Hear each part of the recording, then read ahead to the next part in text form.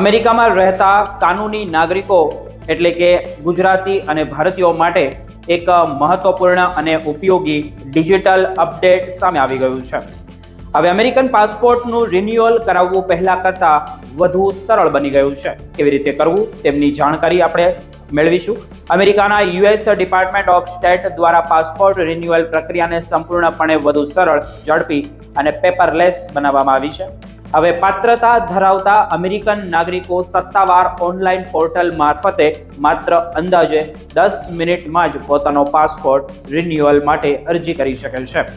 ખાસ વાત એ છે કે અગાઉ ઉપયોગમાં લેવાતું my travel government account system હવે બંધ કરી દેવામાં આવ્યું છે અને નવી ઓનલાઈન વ્યવસ્થા વધુ સરળ બનાવવામાં આવી છે.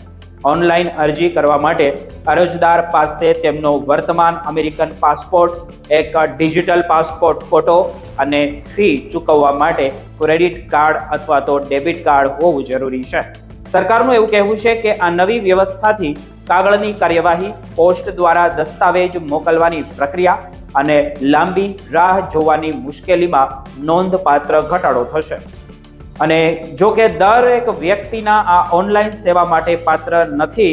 સરકાર દ્વારા કેટલાક કડક શરતો પણ નક્કી કરવામાં આવી છે. અરજી કરનારની ઉંમર ઓછામાં ઓછી 25 વર્ષ હોવી જોઈએ. ઉપરાંત અરજદાર અરજી કરતી વખતે ભૌતિક રીતે અમેરિકાની અંદર હાજર હોવો જોઈએ. જે પાસપોર્ટનું રિન્યુઅલ કરાવવાનું હોય તે 10 વર્ષની વેલિડિટી ધરાવતો હોવો જોઈએ અને છેલ્લા 15 વર્ષની અંદર જારી કરવામાં આવ્યો હોવો જોઈએ.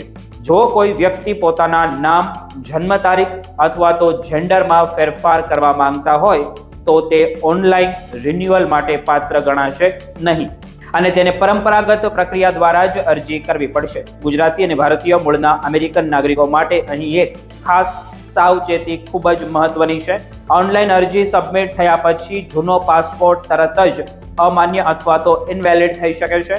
એટલે કે જો તમારી આગામી 8 અઠવાડિયામાં ભારત અથવા તો અન્ય કોઈ દેશની યાત્રા નક્કી થયેલી હોય તો ઓનલાઈન રિન્યુઅલ કરાવતા પહેલા ખૂબ વિચારવું જરૂરી છે. કારણ કે અરજી કર્યા બાદ જૂના પાસપોર્ટનો ઉપયોગ મુસાફરી માટે કરી શકાશે નહીં.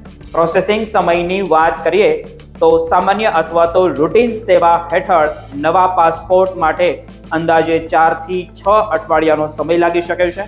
જો તાત્કાલિક કોઈને પાસપોર્ટની જરૂર હોય તો એક્સપેડિટેડ સર્વિસ ઉપલબ્ધ છે, જેમાં અંદાજે 2 થી 3 અઠવાડિયામાં પ્રક્રિયા પૂર્ણ થઈ શકે છે. જો કે આ ઝડપી સેવા માટે ઓનલાઈન નહીં પરંતુ મેલ દ્વારા અરજી કરવાની રહેશે અને તેના માટે વધારાના $60 ચૂકવવા પડશે. ફીની વાત કરીએ તો માત્ર પાસપોર્ટ બુકના રિન્યુઅલ માટે $130 ની ફી નક્કી કરવામાં આવી છે. પાસપોર્ટ કાર્ડ માટે $30 ચૂકવવાના રહેશે, જ્યારે પાસપોર્ટ બુક અને પાસપોર્ટ કાર્ડ માટે બંને સાથે મેળવવા માટે કુલ $160 ફી ચૂકવવી પડશે. અને એક્સપેડિટેડ સર્વિસ પસંદ કરનાર અરજદારે આ રકમ ઉપરાંત વધારાના $60 ચૂકવવાના રહેશે. કુલ મળીને અમેરિકન સરકારની આ નવી ડિજિટલ પહેલ પાસપોર્ટ રિન્યુઅલ પ્રક્રિયાને વધુ સરળ, ઝડપી અને સુવિધાજનક બનાવે છે.